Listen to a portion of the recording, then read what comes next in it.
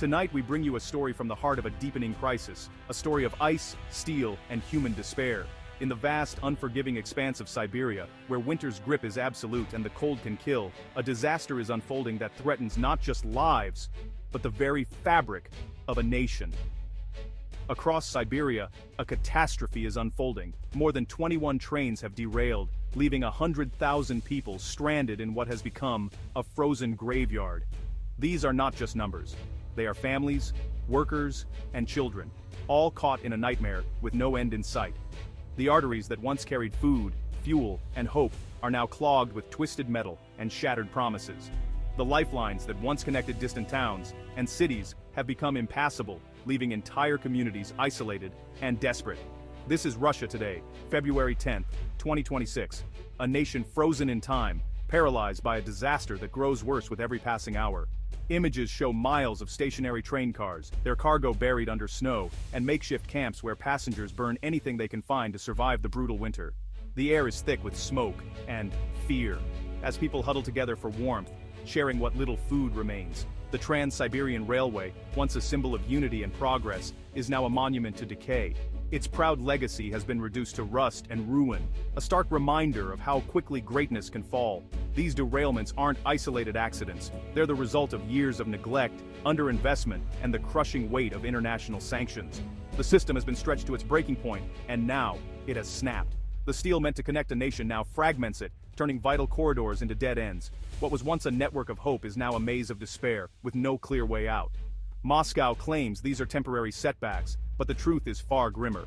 Behind closed doors, officials scramble for answers, but the scale of the disaster is overwhelming. Local authorities are overwhelmed, lacking the resources, manpower, and equipment to clear the lines or repair the damage. Emergency crews work around the clock, but for every problem solved, two more appear. For every section fixed, another fails, a losing battle against entropy. The relentless cold and constant breakdowns make progress nearly impossible, and hope is fading fast. The system isn't broken in one place, it's failing everywhere at once. From the Ural Mountains to the Pacific coast, the crisis is spreading, threatening to engulf the entire nation. This is the catastrophic end of an era, a great power's infrastructure collapsing under its own failures. The dreams of the past have given way to the harsh realities of the present. The people stranded here are not just victims of a logistical disaster, they are witnesses to the unraveling of a nation. Their faces tell a story of fear, exhaustion, and a growing sense of abandonment. The world is watching as Russia's backbone snaps in the cold. International aid is slow to arrive, and the crisis is now a global headline, raising questions about the future of a once mighty nation. And for those left behind, survival is now the only goal. In the silence of the Siberian night, hope flickers like a dying flame, as a nation waits for rescue that may never come. The Trans-Siberian disaster wasn't a single isolated accident. It was a slow-motion catastrophe, a chain reaction set in motion years, even decades, before the first train left the tracks. What happened here is not just a story of one tragic night, but the culmination of countless ignored warnings and systemic failures. It all began with a fractured axle near Krasnoyarsk, a seemingly minor failure that blocked the main artery of the railway. This forced all traffic onto neglected, poorly maintained secondary tracks, lines that hadn't seen this much use in years, and were never meant to bear such a burden. These aging rails, already weakened by years of harsh Siberian winters and minimal upkeep, simply couldn't handle the sudden surge. One by one, they failed. First, a grain train derailed near Irkutsk, then coal wagons toppled outside Ulan-Ude, and finally, a fuel tanker disaster near Chita. Each incident was a spark, igniting the next in a relentless cascade. Each new derailment compounded the chaos, creating an impassable snarl of wreckage that stretched for miles. The railway, once a symbol of Russian endurance, was now a graveyard of twisted metal and shattered dreams. For years, railway workers had sounded the alarm, pointing out cracked rails, worn-out axles, and outdated equipment. Their warnings were clear, but they fell on deaf ears. Management and officials dismissed their concerns, choosing to patch problems rather than fix them. When sanctions cut off access to high-quality European components, the railway was forced to rely on inferior domestic and Chinese substitutes. The difference was stark. What once lasted decades now failed in a matter of years. The result was inevitable: weaker metals, faster breakdowns, and a desperate system cannibalizing itself just to keep moving. Old trains were stripped for parts, and maintenance became a game of survival. The twisted steel and stranded passengers are more than just the aftermath of a crash. They are the physical proof of a deeper political and economic sickness, a system that prioritized appearances over safety. As military spending soared, basic infrastructure was left to rot. Passenger trains sat idle while military equipment rolled by, a stark reminder of misplaced priorities. Now, 100,000 people are trapped in the Siberian cold, victims not just of a crash, but of a failed state that abandoned them when they needed it most. Makeshift camps have sprung up along the tracks as families huddle for warmth and hope for rescue. Years of neglect, corruption, and poor decisions have finally come home to roost. The collapse of the Trans-Siberian was not a surprise, it was inevitable, written into the very rails themselves. This is the price of ignoring the warning signs, of choosing short-term fixes over long-term solutions. The disaster is not just an accident, it's a symptom of a system in decline, and a warning to all who would repeat its mistakes. The Trans-Siberian Railway is Siberia's main artery, its lifeline stretching across thousands of miles. But now, that artery is frozen and blocked, paralyzing the region. What was once a symbol of connection and resilience has become a stark reminder of vulnerability in the face of nature's power. Food supplies for dozens of cities sit frozen in train cars, unable to reach the people who need them most. Essential goods, everything from flour and vegetables to medicine, are trapped behind walls of ice and snow. Their journey halted indefinitely. Meanwhile, supermarket shelves in Vladivostok and Khabarovsk empty out, leaving families to search desperately for basic necessities. The sense of anxiety grows with every passing day as options dwindle. The trickle of goods that gets through can't sustain the population. People wait in long lines, hoping for a delivery that may never come, while store owners ration what little remains. Factories are shutting down as raw materials fail to arrive. Production lines grind to a halt, and finished products pile up in warehouses, unable to be shipped out. The entire industrial sector is at a standstill. Thousands are out of work, accelerating the economic spiral. Families lose their livelihoods, and communities face an uncertain future as unemployment rises sharply. Coal convoys are stuck in the wreckage, leaving cities facing blackouts and heating cuts in the dead of winter. Power plants run dangerously low on fuel, and the threat of darkness and cold looms over entire towns. In -40 degrees, a lack of heat is a life-threatening emergency. Residents huddle together in unheated apartments, struggling to stay warm as temperatures plummet to deadly lows. The entire rail network is compromised, not just the main line. Branches and secondary tracks are buried under snow, cutting off even the most remote communities from the outside world. Secondary routes like the Baikal-Amur main line are failing under the strain, unable to handle the overflow. Rail workers battle exhaustion and freezing conditions, but the scale of the crisis is overwhelming. Roads offer no relief.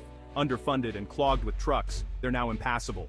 Highways are littered with stranded vehicles, and drivers face days or even weeks trapped in the cold. The nation's circulatory system is failing, and the consequences are felt in every home and factory east of the Urals. Daily life grinds to a halt, and the sense of crisis deepens with each passing hour. This is a humanitarian disaster in the making. Aid organizations scramble to respond, but the scale of need is immense, and the cold shows no mercy. The freeze is total, logistical, economic, and human. Siberia stands still, waiting for a thaw that may be weeks away, as the nation holds its breath in the grip of winter's relentless siege. Russia's collapse is the result of sanctions, neglect, and a deep financial crisis. Western technology, high-strength steel, advanced components became unavailable, forcing reliance on inferior domestic and Chinese parts. Maintenance became impossible. Repairs were reactive, not preventative, and the system was held together with patches and hope. The Kremlin prioritized military spending, draining Russian railways of resources. Funds for modernization vanished into corruption or other state projects. Skilled engineers left, replaced by underpaid, inexperienced workers. The brain drain hollowed out the system's expertise. The people who could keep the trains running are gone. Those who remain are asked to perform miracles with broken tools. The result? A network on the brink, with no one left to save it. As Russia's railways collapse, Chinese trucks have taken over the roads. Brands like Sinotruck and FAW now dominate Siberia's highways, symbolizing Russia's growing dependency on Beijing. These trucks offer a temporary lifeline, but they're destroying already fragile roads, turning potholes into craters. The economic shift is profound. Logistics are outsourced to China, with little benefit to the Russian economy. Russian industries that once supplied the railways are collapsing.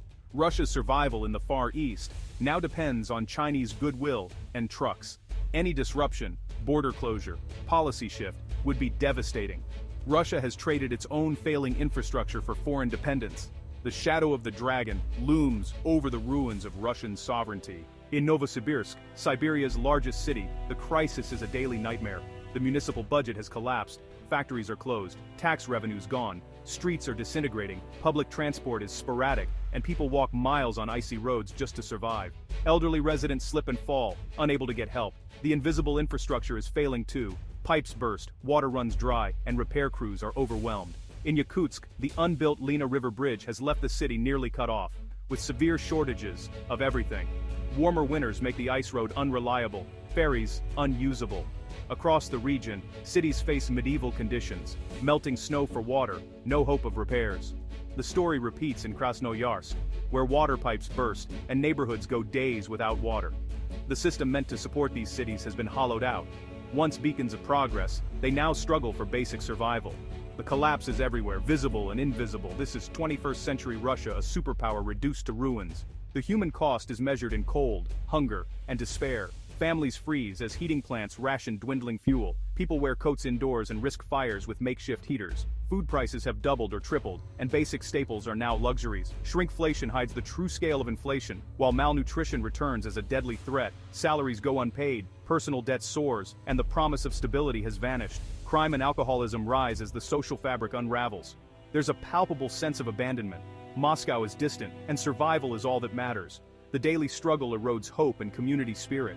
People are ground down, focused only on getting through another day. The darkness of winter is matched by a growing darkness in people's hearts. There is no end in sight. The suffering is relentless. The crisis is now personal, and it's everywhere. The economic reality is total system failure, a depression amplified by logistical collapse. Regional governments admit they can't pay salaries or pensions. The money is gone. Grand promises of modernization have been replaced by unpaid wages and empty wallets. Inflation wipes out savings, and the middle class disappears. Families fall into poverty not seen since the 1990s. Personal debt explodes as people default on loans taken just to survive. Banks face a tidal wave of bad debt, threatening the entire financial sector. Trust in banks, government, and the future has vanished. The economy reverts to barter and black markets. The sophisticated machine is shattered. Survival is day-to-day. The social contract is broken. Power and prosperity were empty words. Now only desperation remains. As we look at the wreckage of Russia's systems, one question remains: how much more can people endure? The derailed trains are a metaphor for a nation off the rails, promises of strength replaced by chaos and humiliation. Trust in government, economy, and future is shattered. The daily struggle for survival is all-consuming. National ambitions mean nothing to those who can't find food or heat. The state itself is in crisis, hollowed out and unable to care for its people. As the Siberian winter deepens, the resilience of the Russian people is tested to its limit, and no one knows what happens when that limit is reached.